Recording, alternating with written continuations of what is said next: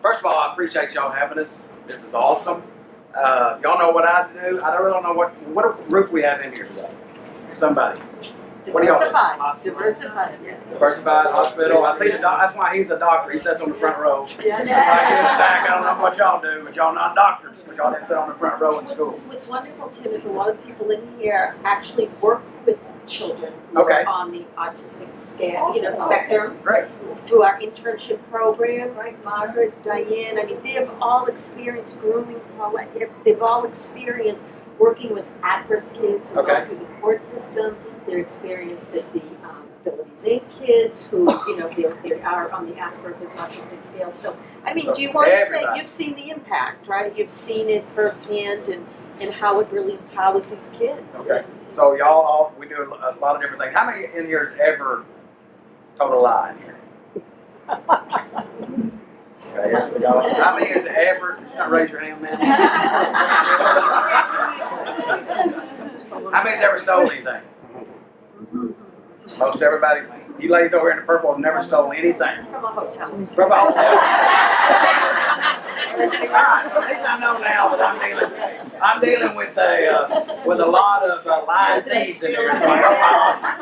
And I can appreciate that. And let me just say, all this stuff that, oh Lord, that's a great picture. All that stuff up there that you've seen, all the great stuff that we're doing in the schools, is because of y'all. And we truly appreciate it. And every one of y'all are working to make a difference in children's lives. Because really, we all, what you do, what we do in the school business, we're dealing with the same thing. We're dealing with irresponsible adults. That's why you have all these pets that have no one to take care of. That's why we have all these kids that we're having to raise. Okay? It's because of irresponsible adults. And most of them are, I don't understand it, but I know that's what we deal with. And I look at it a whole different way. We're teaching our kids in schools, our emphasis are all on the wrong stuff. Because I can tell you, who has a teenage daughter in here? You do. When some guy comes to your door to take your daughter out, do you care what they made on their state scores on testing? No, there's nobody coming to my door. One day they will. And you really don't care what they scored on the benchmark. You don't even know what you scored. We have to deal with I guarantee you, all this crazy stuff going on in the world.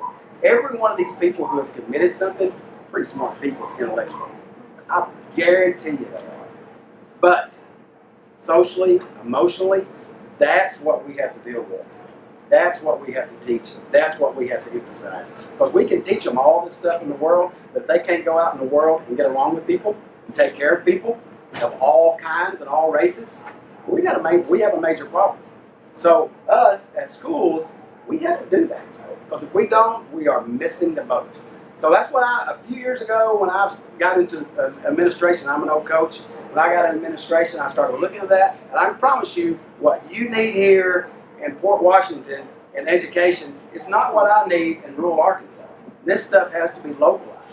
So I got to looking at it. I'm a small school, K through 12, I have 535 students. That's it. 535 students. A lot of our schools, and y'all here, y'all got that. That's not even a class. Yes. Okay? But my 535, I take them as the most important 535 people in the world. And now we're going to take care of the education part. We are fine educationally, but we try to do all this other stuff with them. Because of my 535, 25% of them are special ed. 33% of them have a emotional or a counselor outside of my school counselor. So that's the kind of stuff that we, and more of them need it, trust me. But it all comes back. I get so mad at my teachers when they say, I can't believe kids today. I can't believe kids today. The kids today are no different than when you were in school. It's the people who are raising them. And I'm sure some of y'all come from broken homes, and you've gotten out of that. You can get out of it. You cannot use that as an excuse. Because I can promise you, most of the people in here, when you were in school, you drank, you smoked, you had sex, and you tried to hide it. They're the same kids that we're dealing with today. It's what the support system they have. So we looked at all this, and we just, we're going to go a different route here. We're going to look at their social, emotional needs. We're going to love them. And we're going to take care of them first, and all that other stuff will fall into place. and it has. So when Deb, and I'm old enough, I'm going to run through this. So when she brought the Muttigrees, we started in our elementary and pushed up in high school, and you got to wonder a little bit, you know, blah, blah, blah. It's amazing how it works in the high school. They love it. So we started looking for the dog. We made up our mind, hey, let's take this a step further. You know, we got this. We had the little cute little dog, or the little animals and stuff, and they was using those. So we thought, let's get a dog. Let's get a school dog. Now, I do some crazy stuff at school, and I took this to my boss. He was like, he just looked at me one of those looks like, are you kidding me? I said, no, and I had explained to him. He was a little iffy on it, but he said, okay. So we looked, we wanted to get the right dog. You know, I went to several shelters looking for what I thought would be the right dog. You never know. Anyway, this dog turned up, Dixie. We got her as a puppy. I wanted a puppy. I wanted to see the kids grow. We had a big school assembly. We both schools. We're all right there on the same campus. We're different buildings, but on the same campus. We brought them all together. We introduced our new student. Opened the door, and when she ran out that first time, I knew she was the right dog. She put on the show. I mean, she was awesome. So we had a school contest. Every class nominated a name for the dog. The whole school voted on everything, and Dixie was her name. All right. Okay. So. It's a little southern name, that's okay though. We don't have rebel flags and stuff flying in the store. That's my boss there. Once he yelled it for the first time, we was okay. Anyway, that is a picture of our yearbook. She's a year and a half now. That's awesome. We had a birthday party for her this year where we got the whole school. We had cakes, we had speakers. We got a picture of her at the birthday party.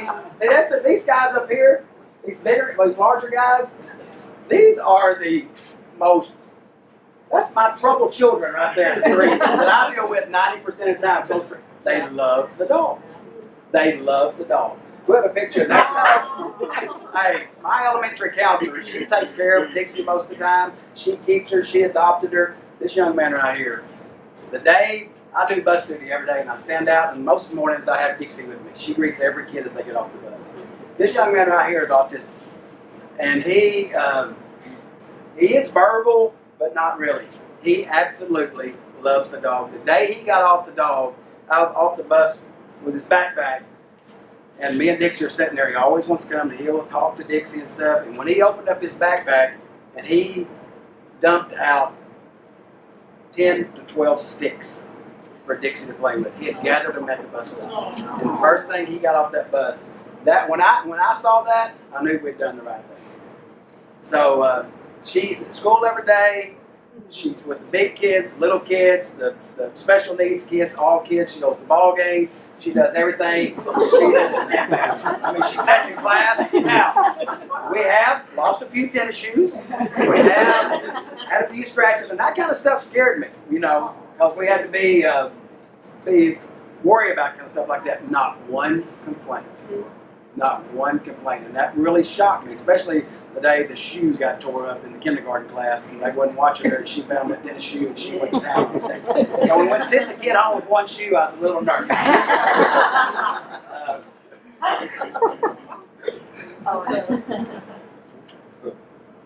And she goes to the tour. She went to the tour of life and hung out with all the other dogs. Anyway, we think it's great. We can't do it without you. Y'all are the one who's put the Muttigrees. Y'all are the one who takes care of the dogs, who of course heals them, brings them, everything out. Yeah, she don't always. She thinks he's a lap dog at times. But we appreciate it. Now, our major goal of the school is we want to build our own shelter on the school and work with our local shelters. And our plan is for them to send us we don't want a big shelter, of course, but send us 5 or 6 dogs at a time. And that way our kids can promote them, put them on Facebook. They can do the adoption papers. They can feed. They can water. They can do all that during our Christmas break and stuff. And the shelter will come and take them back when we're not in school. That's our goal. And we've been kind of in the planning process for about a little over a year now. We have a place on campus. We have everything done. We just start raising the money and looking at different avenues, getting supporters and things like that. That's what our goal is, to build a small shelter there on campus And I really believe that will, the community service, we got to take care of one another. That's why we got to teach our kids to take care of one another, be compassionate, conflict resolutions, and things like that. The algebra and chemistry and the stuff like that, to be honest with you, who in here knows anything about algebra or chemistry? And hardly any. You know what, though? To be honest with you, that guy right there is so smart. So smart. You might not say y'all talk back behind your back there. He is so smart, he really didn't need school. He's going to get it anyway. You know what I'm saying? And I believe that. Your upper students, they're going to learn it. They're going to learn it. They like it. They enjoy it. They got parents who are going to push them. It's the kids that, only 25% of America have college degrees. What the hell are we doing with the rest of them? Throwing them out there and saying good luck. We got to prepare them for life. Not everybody. School, all of our emphasis on school is sending people to college. That's not the real world. That's not the way it works. We got to teach them how to be ready for life and give them some life skills. And nothing better than life skills, and I teach my kids all this, love is it. You got to love one another and take care of one another. And we push it nonstop, and there's no better way to do it than start right there with a dog. It's unbelievable what that dog has done for our school, for our morale, for our community. Everybody, also Dixie is in our community. We're a small community, but she's probably the most popular person in the school. And she got an award this year. She did get an award. For life. And I forgot she's a t-shirt. She has her own t-shirt. That's right. We have t-shirts. We sold Dixie t-shirts. We do everything with the dog. It's awesome. And I appreciate y'all, what you do. And like I said, y'all are changing lives. You may not see that. You're changing.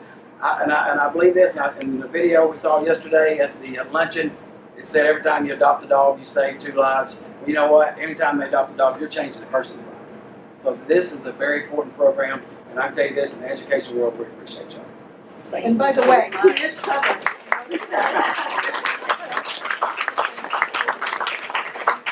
that's it. It's a wrap. Thank you all so much. It was such a pleasure. Great team here. Does anybody have questions or anything? Yeah, I have a question about the Mutts Club.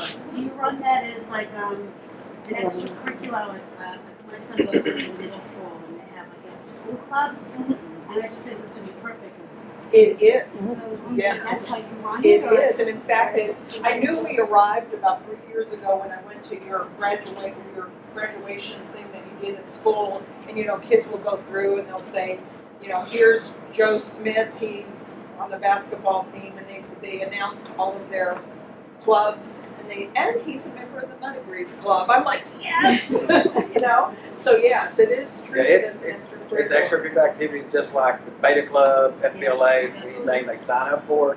There's small dudes that still have some responsibility for it, and they meet every so often, and they do all kinds of things in the community. All We kinds. meet during X period. We have about a 25-minute period that we meet about once a week when we have an event coming up, or maybe even twice a week. It depends. They always come by my office though. I'm sorry. A lot of schools do it that way because they feel too at office kids who aren't good at sports, don't do dance, there's those kids that just don't do that stuff. So this is something that you can engage those kids. And it's really been amazing to see the mixture of students. So you might have your kids with disabilities, and then you have your cheerleaders and your in sports, your guys that are into sports. It is a nice mix of students that participate. That's such a great point. It There's so many really kids with is. disabilities that can't, so they get them away from I'm not gonna add, even in large districts, like I live in a large district, every child that can't get on the baseball team or football team, they're limited, But so, there's so many kids that want to belong, and it's so important for them. So that's important what to we it. just opens the door for that, even in large districts. It's probably more important in large districts, because in our district, a lot of the kids do the same things. There'll be 3 or 4 different clubs and on every team, but in large districts, there's so many kids. When you got 800 to 1,000 kids in a class, there's not enough for them to do. So in large districts, they need more things like this. Chase will be going to the high school, and his mom sees this as an avenue for his social development through the high school, honestly, and some of the acceptance. And we're actually going to use part of the Mutts Club kids to surround him to help support him next next year. And I was really So shocked. it's a bridge to high school for him. And I was really shocked when she was a puppy. The kids would clean up after her. I mean, We were training her really. she would do number 2 in the middle of the hallway, and before we get down there and clean it, the kids would clean it. Now, I'm not saying it was great cleaning, but they would. Pay for effort. That's right. Yeah, they've learned a lot. Yes, they have. They learn the responsibility, right? They have dogs, they learn the task of the internships, you know, something, you have to start at the beginning, you have to start at the end, you have to plan, you have to again, which one to be one, there's so many, I know everybody's gonna go by. Now, like, we We do could puppy just talk cam. forever. She's a social media manager, she had to go do puppy cams. Oh, yeah. Or people get disappointed. Puppy cams. We don't want to do that. Oh, no. You're dismissed. Thank y'all. Thank you so much.